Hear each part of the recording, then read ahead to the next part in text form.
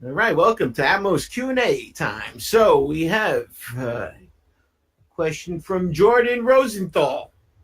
What is meant by blockchain governance, and why does it work so well on EOS?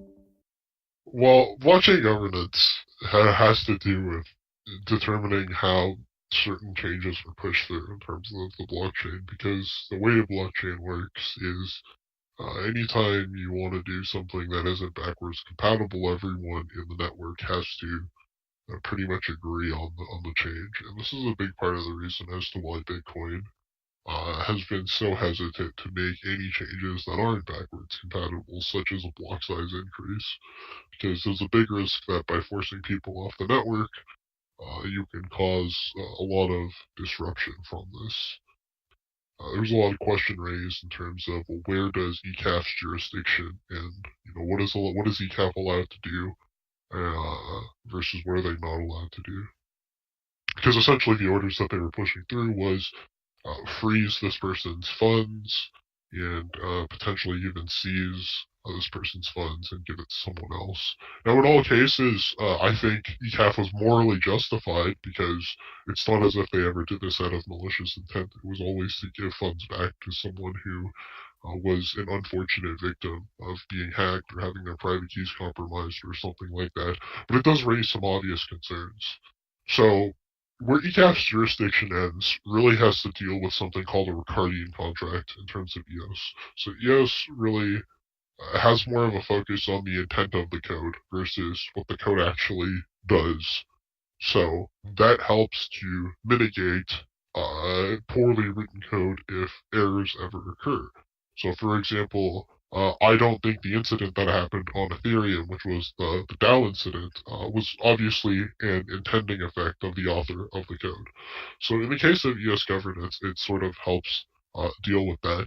So, the idea here is anytime you interact with a contract, every method of the contract has a Ricardian contract that dictates the intents of what this function or what the interaction you're about to do, um, uh, what the intent of it is.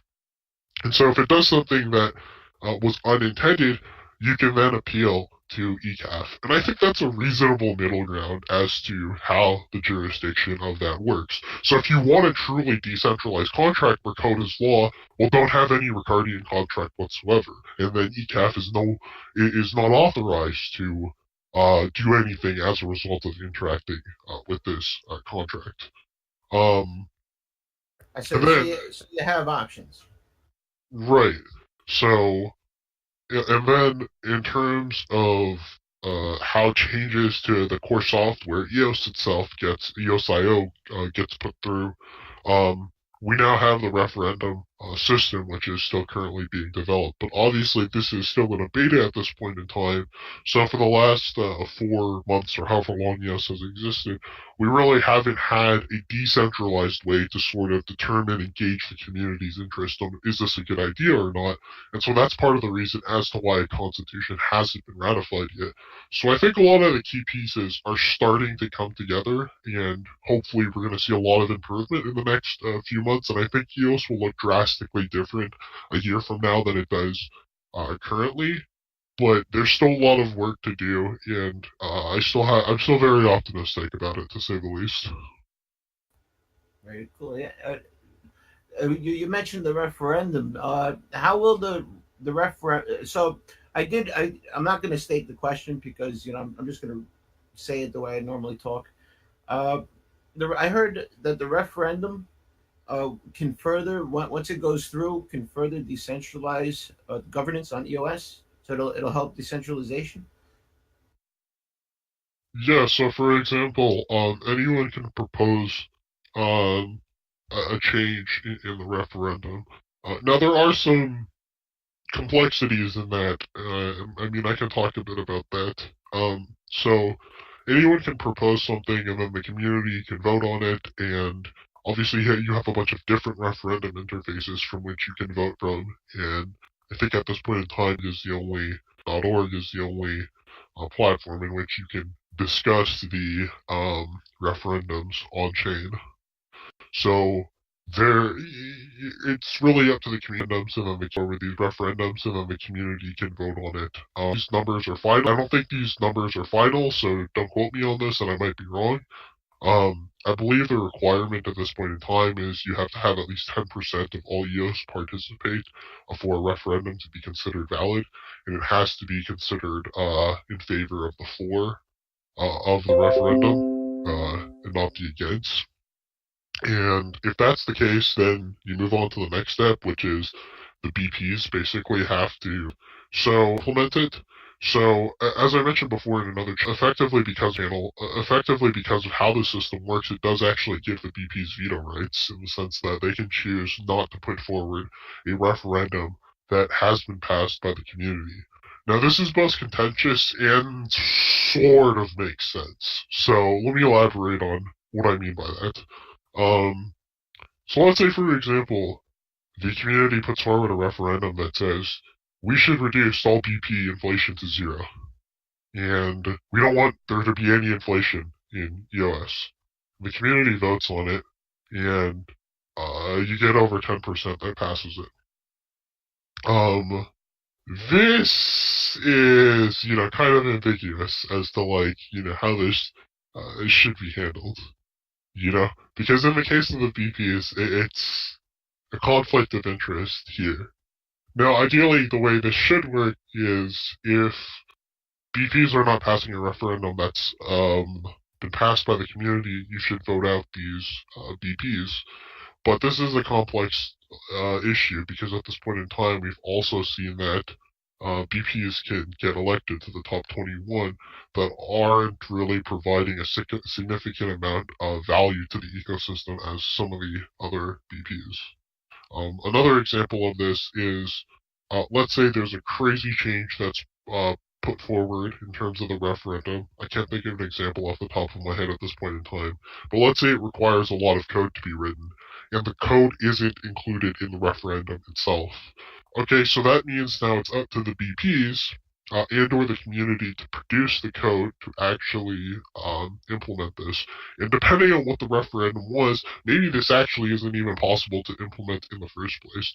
So if it's not possible to implement in the first place, then it makes sense that the BPs would veto this referendum. So I think it's a good system overall, and I don't really think that there will be a lot of problems that stem from it.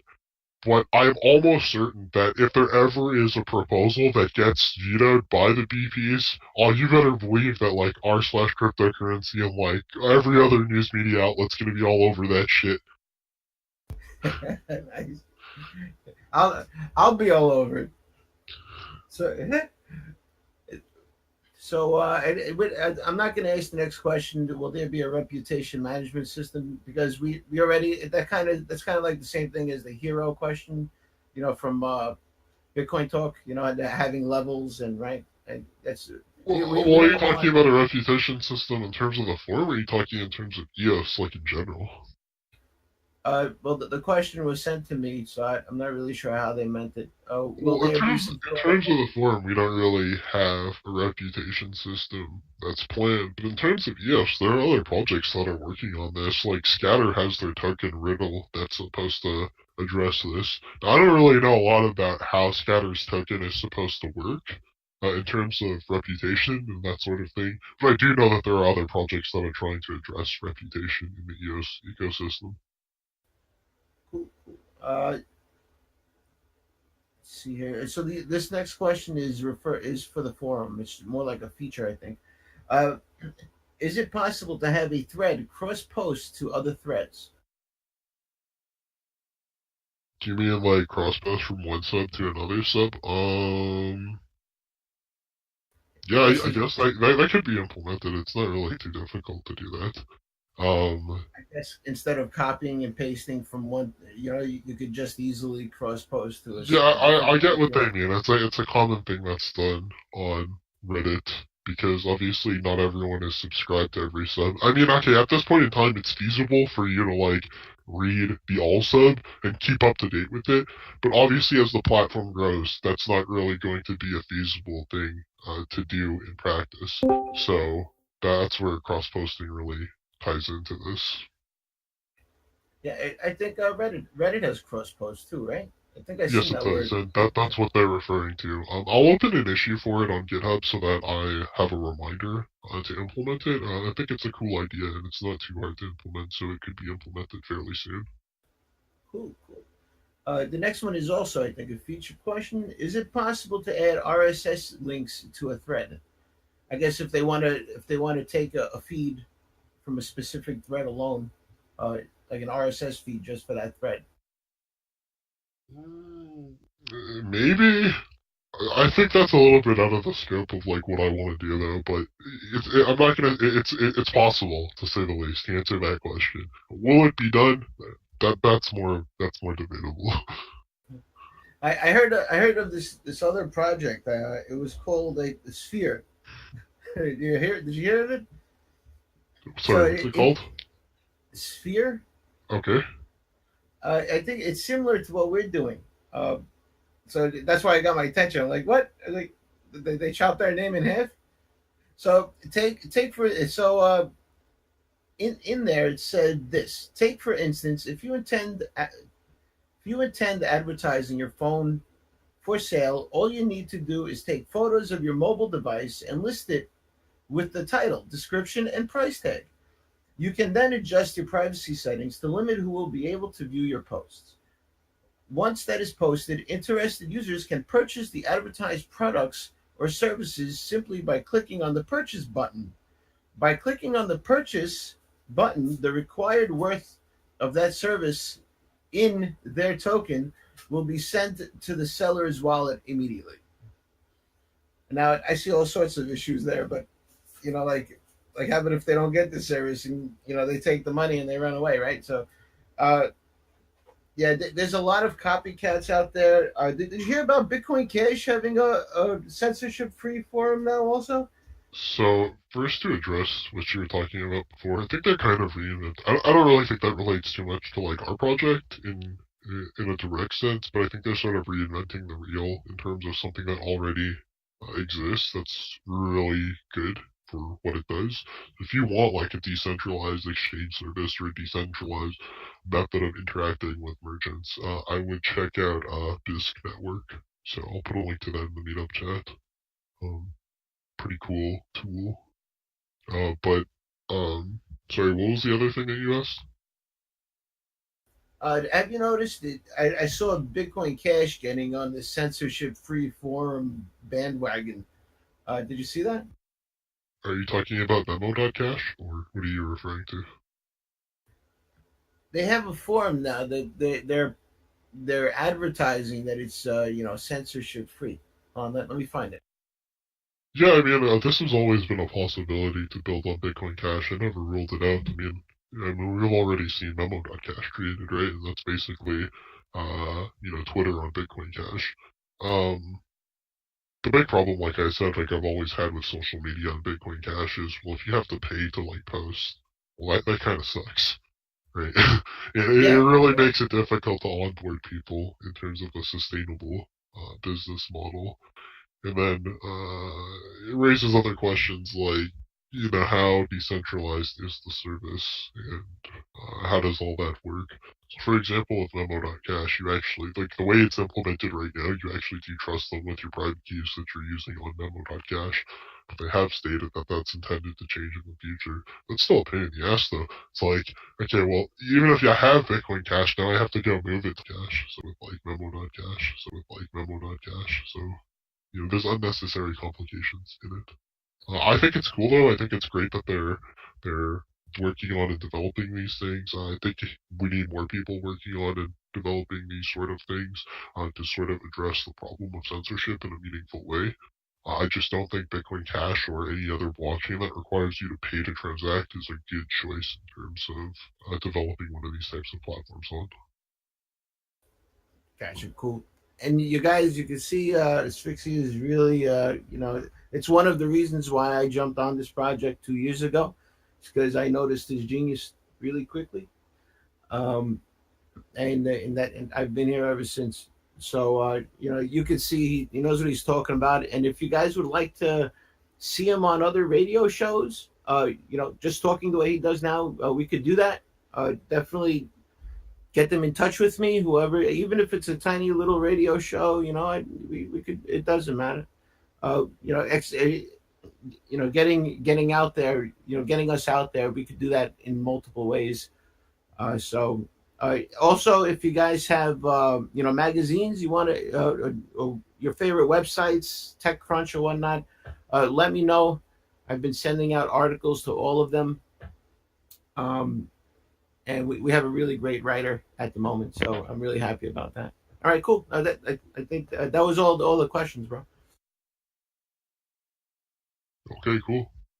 Yeah, I think that's about it for them for this week's meeting. If anyone has any additional questions, you can ask in the meetup chat or the FAQ chat, then just tag one of us, and we'll get to the questions. Thanks everyone to coming out this week. And before we go, I'd just like to say that Bitcoin SV is the true vision of Bitcoin. All right, see you guys.